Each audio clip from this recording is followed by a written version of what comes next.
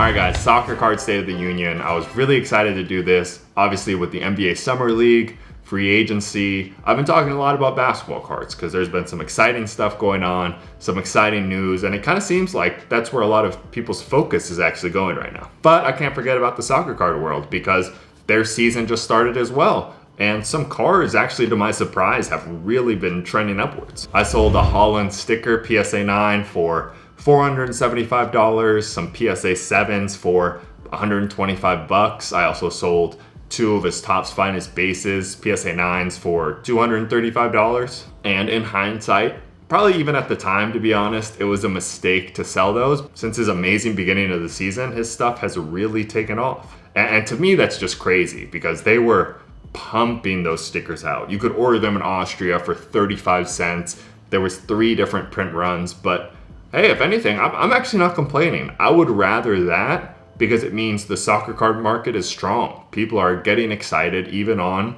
these more base type cards, which I think is actually a good thing if you're a soccer collector or an investor. And actually, real quick, let's look at what those Haalands are doing now. I mean, you go to the Topps Finest PSA 9, sold mine for $235. And now here, even look at this purple. I sold that for $1,600. That's fine. I'm not worried about it, but it's definitely going up. I sold mine for $235, $350, $332 on auction. You can see that upward trend happening, and it's encouraging. You can't say it's not. Let's even look at the sticker. $785. I sold mine for $475. What an idiot. Is the point of this video that I'm an idiot? Probably. But besides that, $800, just that it's encouraging to see this. And I mentioned it before, the crazy overproduction of this sticker. So, you have to make the right decision for yourself at the time. But, the PSA 7, $375. That is a strong price for that sticker. We won't get into the should it, shouldn't in this video, but it's just interesting and encouraging that we're finally seeing that strong reaction, that strong life in the soccer card market when I think people were disappointed that we haven't really been seeing it. It's definitely been, in general, especially on these younger guys, a downward trend for a little bit here. But that got me thinking, where is their opportunity? Okay, Haaland stuff has really taken off. What about other players? Let's take a look at what they're doing and see maybe if there's opportunity there. And boom, we are actually on Market Movers today, switching it up a little bit, doing something different. I'm actually officially a Market Movers affiliate now, which I'm really happy about. So thank you guys for making that happen. I think it's cool to kind of get more in depth, really look closely at the percentages and stuff. I'm not gonna lie, I'm still figuring out, but I think it's a cool, interesting tool. So, and it's actually gonna give you 20% off on your first payment if you get started over there. So if you're interested, definitely check it out. But all right, into the chart, what we're actually here for. So I put 4 cards. I think the Mbappe and the Haaland are without a doubt definitely the two biggest young players in the hobby. Maybe, some people prefer Haaland's Chrome, but this is what I own. This is what I like because he's in his Salzburg kit, so that's what I put on the graph. And I also put Reina and João Felix because these are also 2 cards I own that I know have come down a lot from their peak, actually. So Mbappe, this Prism Silver PSA 9, it was $1,800 back in May. Low 14, and now the most recent sale that I can find is only $1,000, so it's down 50% since of its peak. And actually, if I'm not mistaken, if we go back even further, I think it may have even been higher than that. Yeah, wow. Well, this is in August, so that's a whole different thing. But it is true that at one point this was a $3,000 card. It got pretty low around October again. It was $900, so it's back down to what has kind of been its bottom. So that's interesting. If we zoom in closer here again, let's check out some of these other guys. How about the Haaland? 1,800. So this one has really been hovering around that 1,000 point. I mean, 569. That would have been nice to pick up. Obviously, it's gone up a good amount since then. I wouldn't be surprised if this keeps going higher. I got offered for 1,000 on this particular card, but not the huge dip I maybe would have expected over the last 180 days, but interesting nonetheless. I know at one point there was a sale over $2,000 for this card. Let's look at Reina as well. PSA 9 was $900, coming down a little bit here, and it got as low as $360.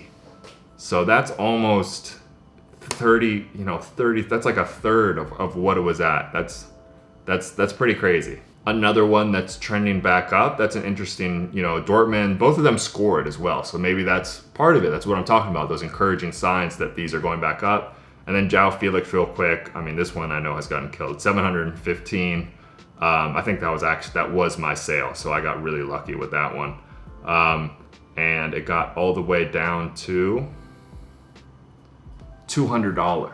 So that's a crazy fall for him. Granted, he's probably in the sketchiest territory out of all these guys because he really hasn't performed up to that massive transfer he has, and I think people are starting to, maybe worried is the wrong word, but he needs to show it now. João Felix needs to show it now.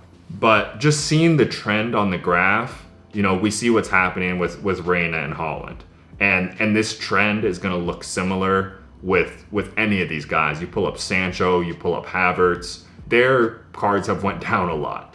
And the point of this video is not for me to say you should buy this particular guy. It's more just me saying if you do believe in someone in particular, now might be the time to go after him. I mean, the really interesting thing is too, look at this, the pops. Granted, these are PSA 9s, but 113 for Haaland. Reyna, 47. Felix, 81. Mbappe, 213. I mean, you just compare that even to basketball, like João Felix. What else does he have? Or even not even basketball, right? A lot of people are speculating on Pedri and Bellingham. They have thousands and thousands of cards. These guys, João Felix for his rookie, I believe he has a sticker as well. A couple of other parallels as opposed to now where it's 100 million. But 81, I mean, that is, I just feel like that's the thing. Sometimes it's a lot slower with these other cards because there's just so much out there. If they start playing well, people just flood the market and they barely go up. If one of these guys goes, then their stuff goes because there's just not that much out there. There's not that many alternatives. So I'll say this, and I usually don't speak in kind of absolutes or so definitively because I think everyone should make their own decisions and it's not a get-rich-quick channel. And even with this, it's not get-rich-quick. I am super, super bullish on guys, on nice cards of these young stars that you believe in. So for all transparency, like looking at this chart, I picked up an Mbappe Prism Silver. I picked up a Reyna Topps Chrome Refractor because I see them at these low points with that pop. And, I just think, why not? Why not go for it? So I don't know. That's just my thinking. I wanted to try a different kind of video, just talk you through how I look, how I would think when I look at these graphs, and hopefully it helps some of you. But if you did find it interesting, make sure to like and subscribe. We're gonna keep the videos coming.